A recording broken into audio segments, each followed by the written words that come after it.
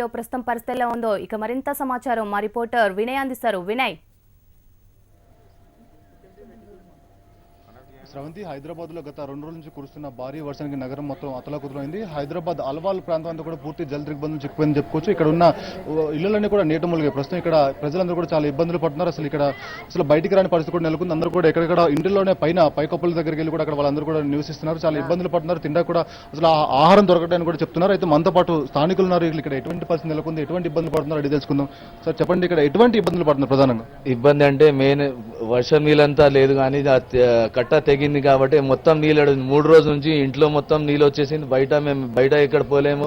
ప్రభుత్వం ఏం సహకారం చేయలేదు. నీళ్ళు లేదు, పాలు లేదు, ఫుడ్ ప్యాకెట్స్ చెప్తురు కానీ ఇంతవరకు ఎవ్వరు రాలేదు. బీదోళ్ళు మాకన్నా నడిచిపోతుంది, కానీ బీదోళ్ళు పాపం వీకర్ సెక్షన్ ఉంది, స్లమ్ ఏరియా. ఇప్పుడు బీజేపీ వాళ్ళు వచ్చారు, కానీ మాత్రం వేరే పార్టీ ఎవరు రాలేదు. ఎమ్మెల్యే గారు వచ్చారు, కానీ చక్కగా మెయిన్ రోడ్కి వెళ్ళిపోయారు. కోఆపరేటర్ మొన్న వచ్చిండు, కానీ నీళ్ళు అసలు కాలు కూడా పెట్టలేదు, బయటికి వెళ్ళిపోయారు. ఎందుకంటే నీళ్ళు దాదాపు చిన్నపిల్లలు ఉన్నారు, చాలా మంది కూడా ఉన్నారు. ఇక్కడ ఆహారం అసలు ఎవ్వరేం లేదు. ఇంట్లో మేమే కాలనీలో కార్పొరేట్ చేసి మేమే పంచుతున్నాం. బయట వాళ్ళు ఎవ్వరు రాలేదు. ఇది రాజేష్ అని ఉన్నారు. ఆయన అది మొత్తంగా చూసుకున్నట్టు కూడా ఇక్కడ అల్వాల్ ప్రాంతం అంతా కూడా పూర్తి ఇక్కడ ఉన్న ఇళ్ళని కూడా పూర్తి జల దిగ్బంధాలు చిక్కిపోయిన అసలు బయటికి రాని పరిస్థితి కూడా నెలకొంది. చాలా భయాందకర పరిస్థితుల్లో ప్రజలందరూ కూడా ఉన్నారు. అధికారులు వస్తున్నారు కాబట్టి చూసి వెళ్ళిపోతున్నారు తప్ప ఇక్కడ ఎటువంటి సహాయ చర్యలు అందించట్లని కూడా స్థానికులు చెప్తున్నారు. అయితే ఇంకా కొంతమంది ఉన్నారు, వాళ్ళతో అడిగి తెలుసుకునే ప్రయత్నం చేద్దాం. సార్ చెప్పండి సార్, ఇక్కడ పూర్తిగా వాటర్ తో ఎన్ని కూడా ఇళ్ళని కూడా నిండిపోయి ప్రధానంగా ఎటువంటి ఇబ్బంది పడుతున్నారు? చాలా ఇబ్బంది ఉన్నాయి సార్.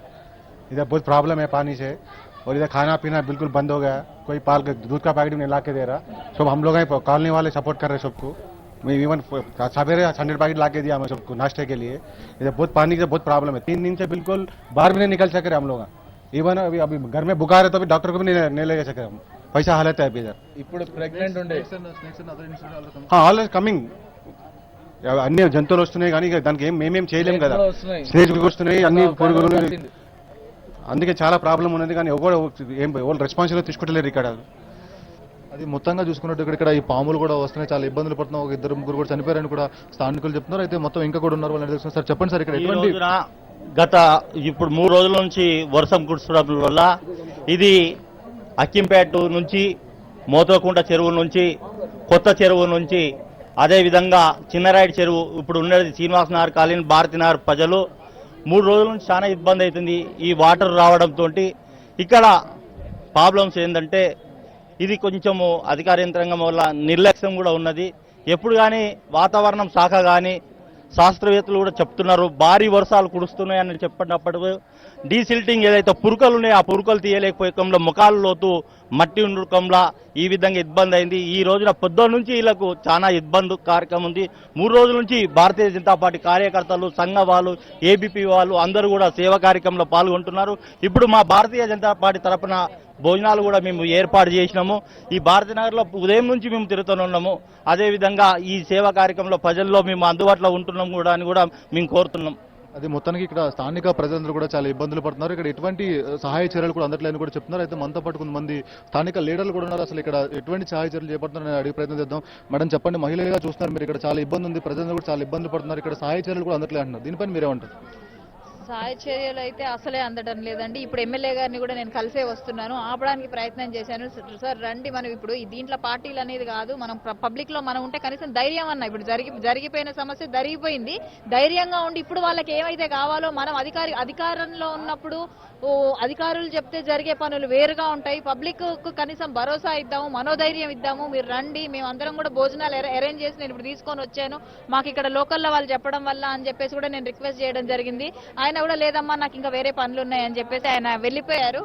వేరే పనులు ఉన్నాయని చెప్పేసి వెళ్ళిపోవడం జరిగింది. ఇప్పుడు ప్రజెంట్ జస్ట్ ఒక 5 నిమిషాల కింద ఈ చిన్న చెరువు అల్వాల్ అంటారు, అల్వార్ కట్ట కూడా మళ్ళీ తెగింది. ఇప్పుడు ఈ ఫ్లడ్ తో పాటు మళ్ళీ కూడా అది ఇంకా ప్రెషర్ ఇప్పుడు ఎక్కువ అయ్యింది. ఇంకా ఇక్కడ దాకా చేరలేదు, అది వస్తూనే ఉన్నది. ఇప్పుడు ప్రెషర్ ఎక్కువైపోయి ఈ సమస్య ఇంకా ఎక్కువైపోయింది అన్నట్టు. మొన్న మిషన్ కాకతీయలో పుడక తీసినప్పుడే మేము హెచ్చరించినప్పుడు ఆ కట్టలు కనుక సక్రమైన పని జరిగి ఉంటే ఇలాంటి సమస్య జరగకుండా ఈ ఇంత పెద్ద ప్రమాదం తప్పేది మనకి.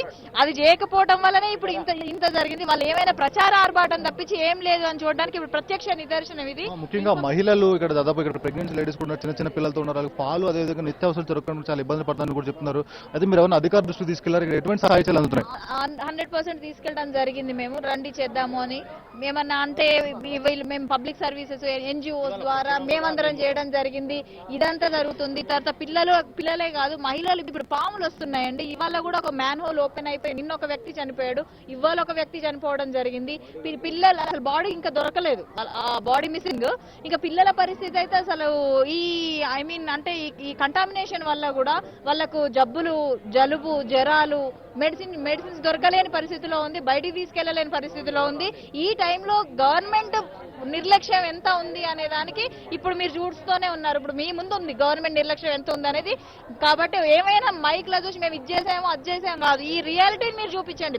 ప్రజలు ఇక్కడ బయటకు మొత్తంగా చూసుకున్నట్టు కూడా ఇక్కడ అసలు సహాయ చర్యలు అందట్లేదని చెప్పి చెప్తున్నారు. గత 2 రోజుల నుంచి కూడా ఇక్కడ మొత్తం ఈ ప్రాంతం కూడా పూర్తిగా జల దిగ్బంధంలో చిక్కిపోయింది. అసలు ఇక్కడ ఉన్న ప్రజలందరూ కూడా చాలా ఇబ్బందులు పడుతున్నారు, పాములు వస్తున్నాయి, అదేవిధంగా వేరే చాలా ఇబ్బందులు పడుతున్నారని కూడా చెప్తున్నారు. అయితే మనతో పాటు కూడా ఇంకా కొంతమంది స్థానికులు ఉన్నారు.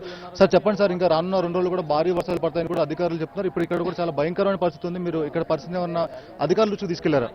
ఇక్కడ ఖచ్చితంగా గవర్నమెంట్ వచ్చి ఫుడ్ ప్యాకెట్స్ ఖచ్చితంగా సప్లై చేయాలి సార్. ఇక్కడ చాలా మంది ఇబ్బంది పడుతున్నారు. ఈ కట్టపండి నిన్న సాయంకాలం మేము అందరికీ భోజనాలు పంచినాము మన పార్టీ తరఫు నుండి. ఇక్కడ గురుద్వారాల్లో కూడా అన్ని గుడిసెలు ఉన్నాయి. ఈ గుడిసె ప్రాంతం అన్ని తీసుకుపోయి భోజనాలు అరేంజ్మెంట్ చేసినాము. గవర్నమెంట్ తరఫు నుండి ఖచ్చితంగా భోజనాలు అరేంజ్మెంట్ చేయాలి. 3 times కూడా వాళ్ళకి లేని పరిస్థితి. మేము పోగానే వాళ్ళు ఎంత ఆశతోనే వచ్చి భోజనాలు తీసుకొని పోయినరు. మీ గవర్నమెంట్ ఖచ్చితంగా మీరు సాయం చేయాలి అన్ని విధాలా. అది గవర్నమెంట్ తరపు నుంచి కూడా ఎటువంటి సహాయ చర్యలు అందట్లేదని కూడా ఇక్కడ స్థానికులు చెప్తున్నారు. అయితే మనతో పాటు ఇక్కడ కాలనీ వాచ్మెన్ కూడా ఉన్నాడు. అసలు ఈ రోజు ఇక్కడ ఇతను ఉంటాడు, అసలు ఇక్కడ ఎటువంటి పరిస్థితి నెలకొంది నేను అడుగుతాను.